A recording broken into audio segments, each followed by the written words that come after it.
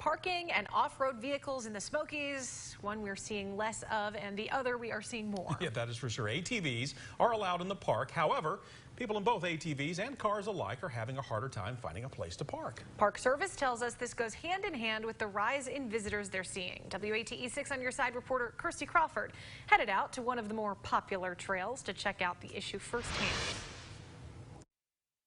I'm at the end of the Roaring Fork Motor Trail, and I've noticed two things today. Yes, it can be hard to park depending where along the trail you want to stop. And two, I've only seen maybe 3 side-by-sides while I've been on this trail today, and I've talked to one family who tells me those UTVs don't really bother them.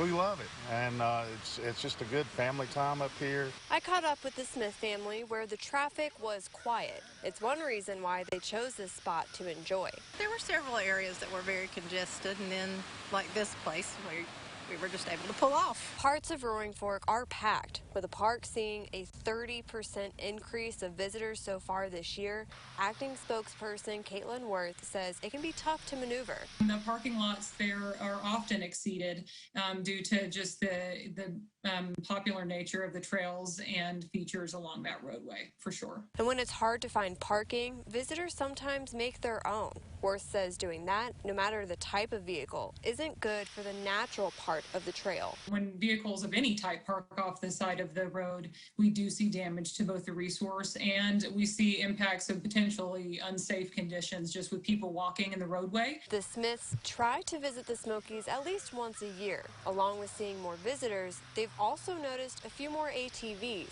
but not enough to ruin their trips. Yeah, this is the first time we've seen more of those.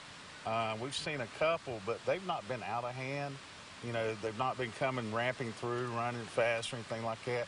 They're going with the flow of traffic, and they're enjoying the scenery also. As far as parking and traffic, the Smiths say just keep driving. You'll find a safe spot to stop eventually. If you can wait, it's not a problem.